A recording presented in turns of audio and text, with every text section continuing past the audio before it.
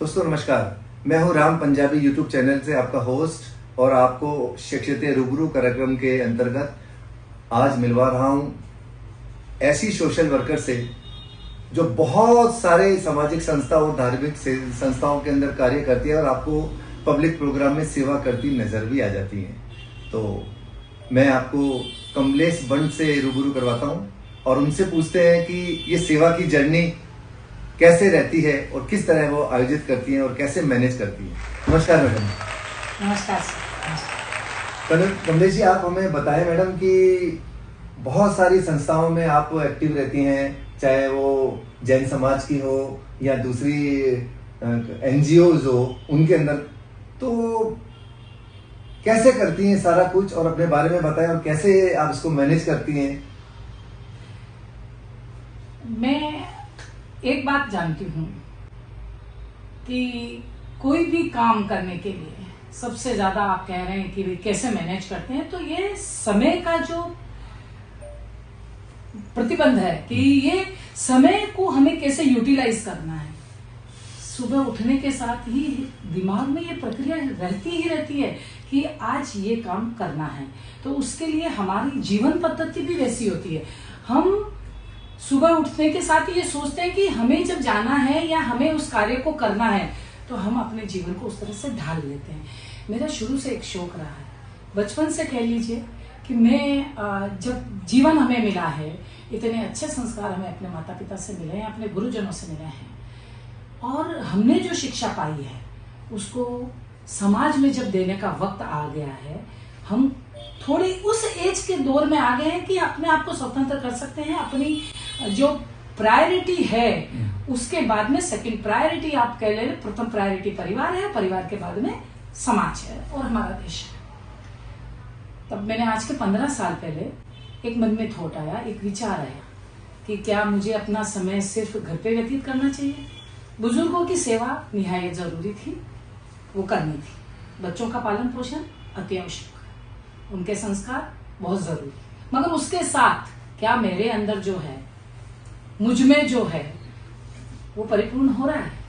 अगर नहीं हो रहा है तो मुझे कुछ करना चाहिए। और इसी थॉट प्रोसेस के साथ मैं अनेक संस्थाओं से जुड़ती गई और उन संस्थाओं के साथ मैंने बहुत सारे कार्य किए। आप बताएं कि कौन कौन सी संस्थाओं से अभी आप वर्तमान में जुड़ी हुई हैं। और मैंने CLG जो कम्युनिटी लाइजेंस ग्रुप है पुलिस थाने की ओर से, उसमें भी मैंने आपको सेवा करते हुए देखा है और हमने जो संघर्ष करते हुए देखा है कि कई समस्याओं को आप उनको अपडेट देती हैं। तो आप भी वर्तमान में कौन कौन सी संस्थाओं से जुड़ी हुई हैं, हमारे दर्शकों को बताएं।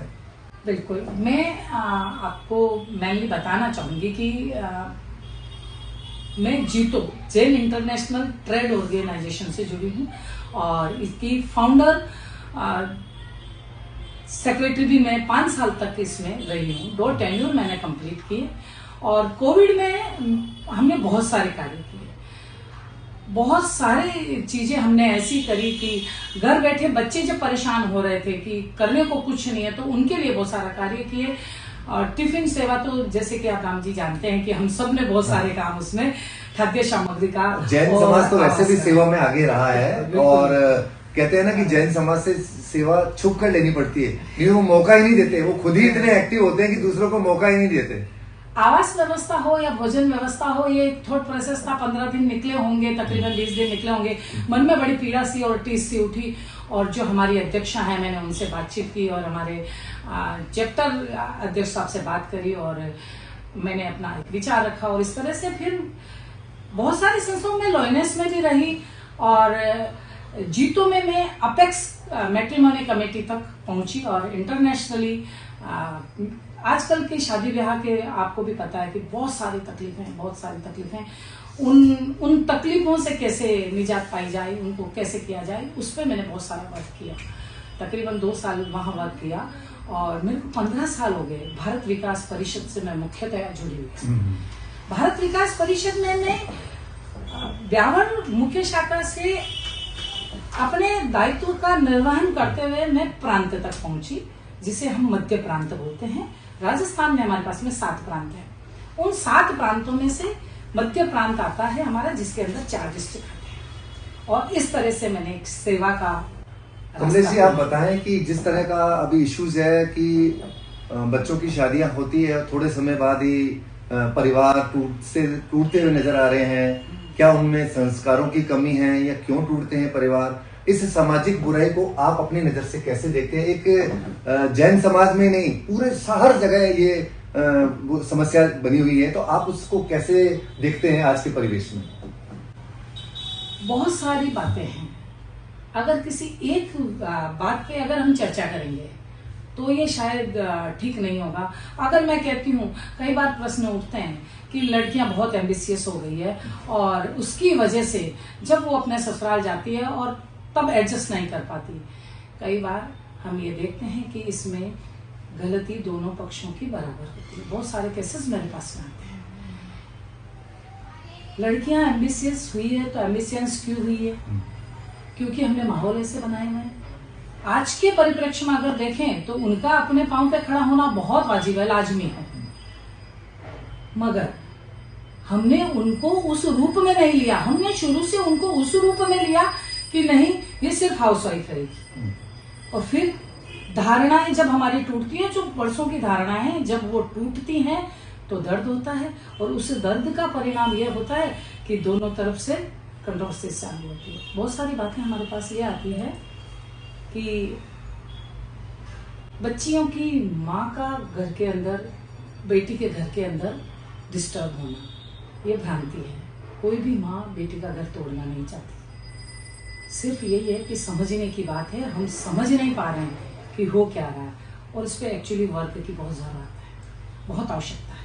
मैंने सुना है कि, और मैंने देखा भी है, हमारी सामाजिक व्यवस्था है कि जो संयुक्त परिवार रहते थे तो बहुत सारे संस्कार ऑटोमेटिकली मिलते थे। अगर एक बच्चा अपने ताऊ जी को धोख दे रहा है, नमस्कार कर रहा है, तो दूसरे भी उनके रिश्ते देते थे।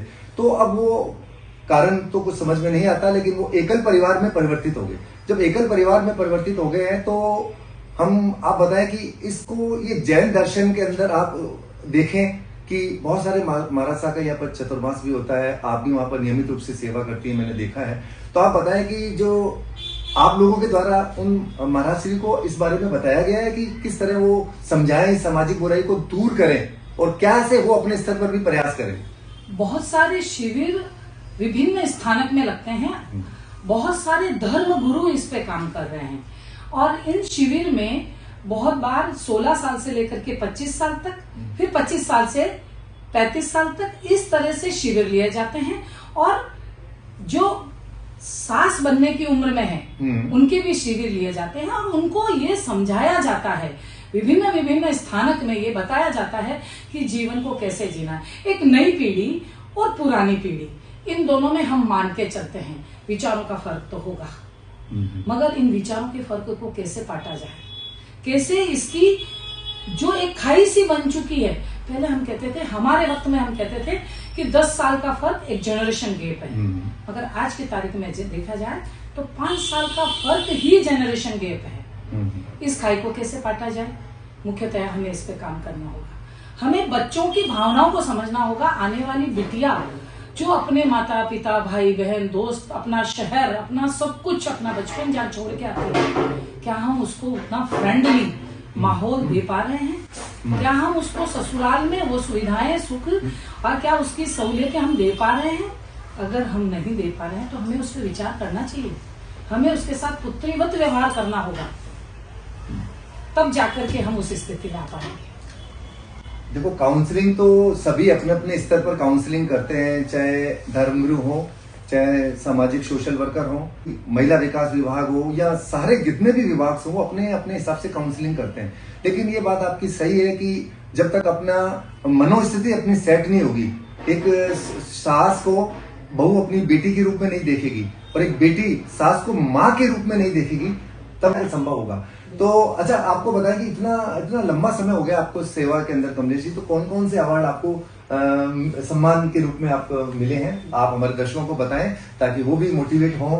वो भी जो एक महिलाएं हैं, हाउसवाइफ है, एक साधारण महिला कैसे बनती है खास महिला, और कैसे वो सेलिब्रिटी या मैनेज करती है टाइम का, कि सेवा में भी, धर्म के क्षेत्र में भी, और अपने परिवार के साथ भी खुशी खुशी रहकर अपने जीवन को सफल करती है। बिल्कुल सही। आपने कहा कि मुझे क्या कहाँ से सम्मानित किया गया। बहुत सारे सम्मान प्राप्त हुए हैं अभी तक, बड़े अलग अलग मंचों से मुझे सम्मानित किया गया। कि मुझे ऐसा लगता है कि इन सम्मान की कोई जरूरत नहीं होती है। अगर मन में अभिलाषा है कि मुझे काम करना है, मुझे समाज के लिए काम करना है, तो समाज में मेरी पहचान ही मेरा अवार्ड है या वही मेरा सम्मान है। मगर मोटे मोटे तौर पे मुझे जीतों में और विशेष तौर से भारत विकास परिषद में मुझे शाखा स्तर पर 3 बार 4 बार सम्मानित किया गया। उसके बाद में मुझे प्रांतीय स्तर पर भी सम्मानित किया गया। और अभी रिसेंटली मैं आपको बताती हूँ कि भारत विकास परिषद में हमारे पूरे राजस्थान पे हमने 1,75,000, जिसमें 7 हमारे प्रांत आते हैं, उससे 1,75,000 से ज्यादा हमने एनीमिया के टेस्ट मात्र 1 दिन में करवाए। बहुत अच्छा। और बड़ी खुशी की बात है कि मैं जिस मध्य प्रांत से बिलोंग करती हूँ, जहाँ पे मैं उस प्रांत की महिला संयोजक हूँ, जिसमें तकरीबन 3,000 से ऊपर महिलाएं सदस्य हैं, उसमें हमें 60,000 हमने एक ही दिन में एनीमिया के टेस्ट करवाए थे और हम 7 प्रांत में प्रथम रहे थे। और मुझे उदयपुर में हमारे प्रांत को सम्मानित किया गया था दिया कुमारी जी के कर कमलों के द्वारा। मैं बस अंत में आपसे ये चाहूंगा कि आप तमाम उन महिलाओं को जो हाउसवाइफ हैं पर सेवा का लक्ष्य रखे हुए हैं, पर वो टाइम मैनेज के साथ नहीं जाती, तो अपने कुछ शब्दों के अंदर अंत में आप उन्हें इंस्पिरेशन कैसे बने, कैसे आप उनको संदेश देना चाहती हैं? ऐसा मानना है कि जैसा कि मैंने पूर्व में अपनी पहली बात में कह दिया था, इस देश ने, इस समाज ने, इस परिवार ने हमें बहुत कुछ दिया है। क्या हम वापिस अपनी ऊर्जा से, अपनी एनर्जी से, अपने संसाधनों से समाज को क्या लौटा सकते हैं, क्या दे सकते हैं, हमारे पास में क्या है, उससे हम सेवा कर सकते हैं। सबसे ज्यादा वो जरूरी है कि पहले हमारे अंदर ये जज्बा हो, एक देशभक्ति का, एक समाज सेवा का। अगर ये जज्बा जिस दिन जग गया तो मान लीजिए रास्ते राहें आसान है, बहुत आसान है, खुलती जाएगी, कुछ भी कठिन नहीं है। समय की बात अगर हम करें तो सर मैं कहना चाहूंगी, मोदी जी के पास भी वही समय है, मुकेश अंबानी के पास भी वही समय है, और आपके और मेरे सभी के पास में वही समय है। समय का प्रबंधन हमें आना चाहिए। तो ये थी कमलेश पंत जी, जिन्होंने बताया, बहुत सारे चीजों से हमें अपडेट कराया। मैं नई शख्सियत के साथ शख्सियतें रूबरू में फिर हाजिर होऊंगा, और तब तक के लिए आपको नमस्कार। It's a magic moment I pull you from a dream.